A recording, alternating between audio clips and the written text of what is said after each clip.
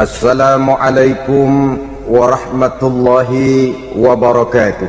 Waalaikumsalam warahmatullahi wabarakatuh. Bismillahirrahmanirrahim. Alhamdulillahi rabbil alamin. Wal aqibatu lil muttaqin wala udwana illa 'alal zalimin. Wassalatu wassalamu ala asyrafil anbiya'i wal mursalin Sayyidina wa maulana Muhammadin wa ala alihi wa ashabihi al-mujahidin at-tahirin, amma ba'du. Saudara-saudara kaum muslimin rahimakumullah, manusia selalu berusaha untuk mencapai apa yang menjadi cita-citanya di dalam kehidupan ini. Segala daya dan dana, seluruh waktu dan tenaga, segenap kemampuan dan kekuatan dikerahkan untuk mencapai apa yang dicita-citakan. Ada orang yang di dalam berusaha mencapai cita-citanya tetap berpegang teguh kepada kaidah dan norma-norma yang harus dipatuhinya, baik itu norma-norma kehidupan bermasyarakat, berbangsa dan bernegara. Lebih-lebih lagi itu menyangkut norma-norma kehidupan beragama. Artinya, di dalam mencapai cita-citanya, dia tetap menghormati dan mentaati halal haram, mengenal hak dan batil, tahu mana yang boleh dan mana yang tidak boleh.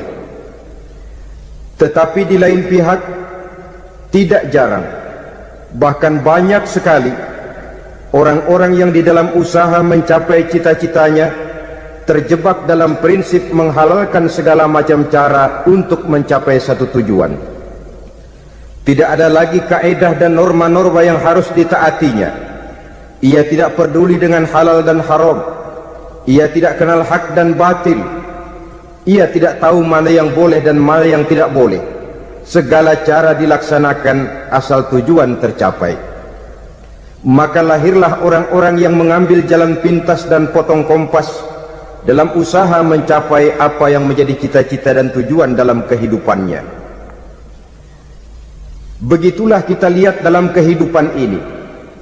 Yang di bawah ingin cepat naik ke atas, sementara yang di atas bertahan tidak mau turun dari tahta dan singgasananya.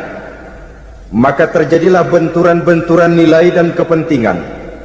Terbentuklah klik, klan, grup dan sindikat-sindikat yang menyerupai mafia, di mana nilai objektivitas sudah sangat sulit ditemukan. Yang celakanya lagi, lahirlah budaya jilat-menjilat, upeti dan lain sebagainya asal tujuan bisa tercapai. Sementara itu yang miskin ingin cepat menjadi kaya, sedang yang kaya ingin menjadi lebih kaya lagi. Kalau boleh tidak hanya sekedar dia saja yang kaya, anaknya harus kaya, cucunya tidak boleh miskin dan kere, bahkan cucu daripada cucunya pun harus jadi orang-orang kaya. Ini keinginan yang wajar. Setiap orang tua tentu tidak ingin meninggalkan anak cucunya dalam keadaan miskin dan terlunta-lunta. Yang tidak wajar kalau keinginan itu membuat orang lalu menghalalkan segala macam cara, menyalahgunakan fasilitas yang dimilikinya, apalagi kalau dia berada dalam satu posisi di mana seharusnya dia memberikan contoh dan keteladanan. Maka akibatnya timbullah krisis wibawa, yang dari krisis wibawa ini mengendorlah disiplin. Sesungguhnya orang lalai, orang tidak mau berdisiplin karena di mukanya, di matanya, dalam pandangannya tidak ada lagi orang yang dianggapnya berwibawa. Dan wibawa itu hilang oleh karena orang merasa tidak ada keteladanan yang patut dijadikan contoh dalam kehidupannya. Inilah sesuatu yang kurang dirasakan di zaman kita sekarang ini. Bukan kurangnya teori, bukan kurangnya segala macam kaedah dan dalil, tetapi yang kita rasakan sekarang ini kurangnya contoh dan keteladanan dari orang-orang yang seharusnya memberikan contoh dan keteladanan itu. Berangkat dari sejarah dan kehidupan Rasulullah sallallahu alaihi wasallam, keberhasilan yang beliau peroleh salah satu dasar utamanya ialah satunya kata dan perbuatan. Tidak bermental ganda, tidak bermain minyak di atas air, tidak menggunting dalam lipatan. Lidahnya adalah hatinya, ucapannya adalah perbuatannya, dan apa yang beliau ajarkan kepada orang lain, beliaulah pelaksana pertamanya. Saudara-saudara kaum muslimin rahimakumullah, sementara itu pada sisi lain, yang miskin ingin cepat menjadi kaya, maka ia terjebak dalam prinsip tujuan menghalalkan cara apapun saja dilaksanakan asal dia bisa segera menjadi kaya.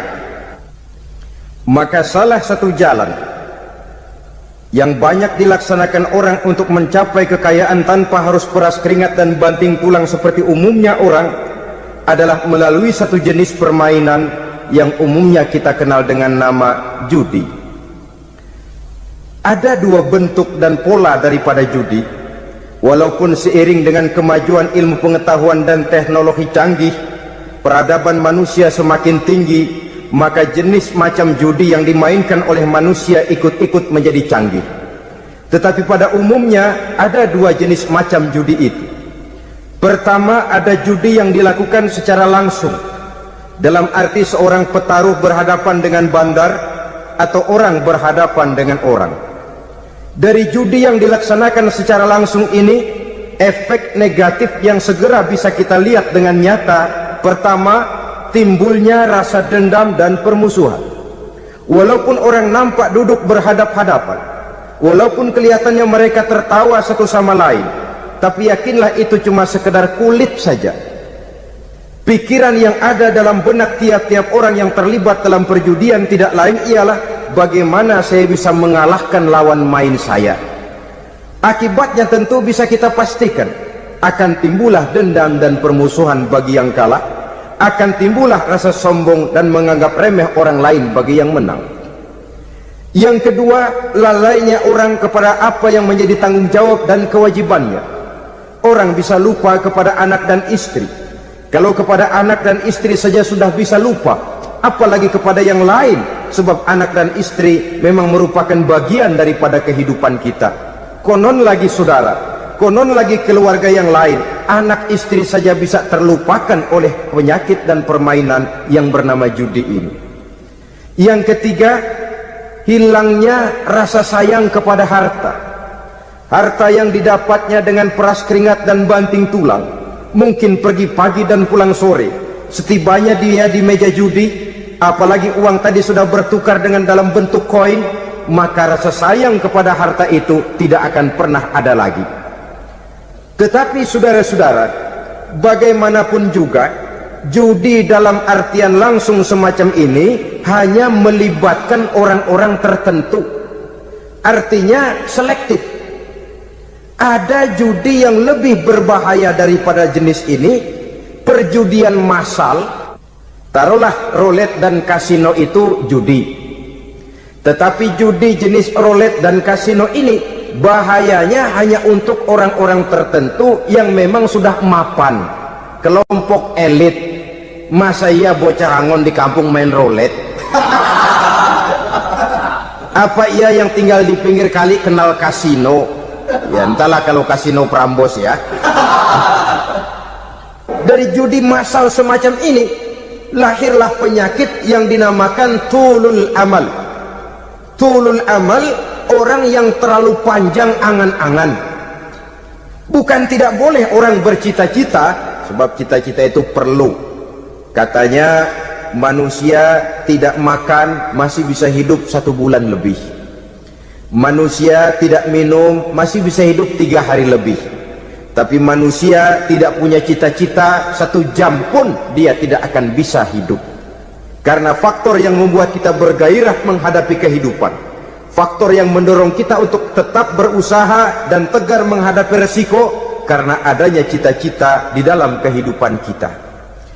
Tetapi cita-cita tanpa direalisir dengan usaha, cita-cita yang tidak berangkat dari kemampuan yang ada, pada akhirnya hanya akan merupakan cita-cita yang mengawang, tidak akan terwujud dalam kenyataan, dan akan membentuk manusia menjadi orang yang tulul amal, panjang angan-angan, terlalu muluk keinginan, tidak berangkat dari kemampuan dan kesanggupan yang ada pada dirinya sendiri.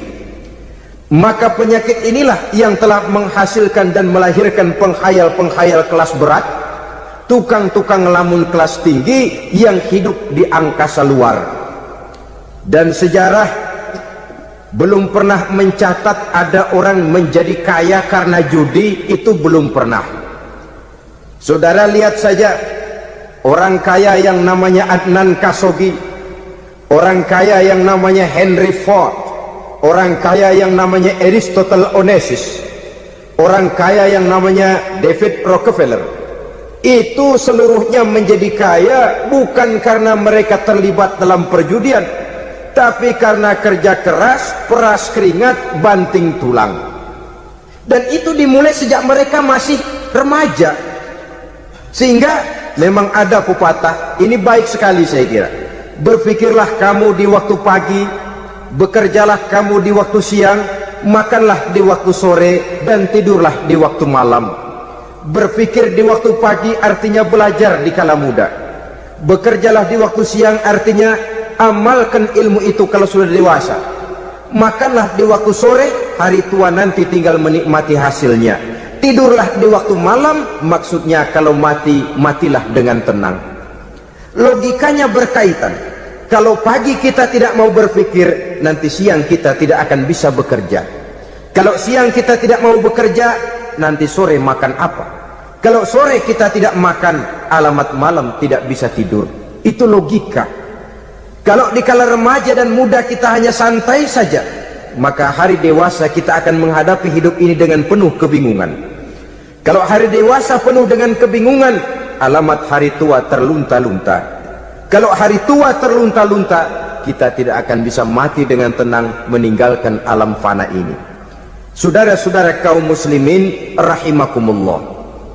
Sehingga ada pepatah mengatakan, many a great man start as a newspaper boy, katanya. Banyak orang besar yang mulai pekerjaannya dengan menjual koran. Artinya berangkat dari A. Banyak pengusaha mobil yang memulai pekerjaannya dari tukang cuci mobil, tapi lalu bertahap dan tegar menghadapi kenyataan, sehingga proses demi proses dia hadapi dengan tegar, dengan tabah, dengan sabar.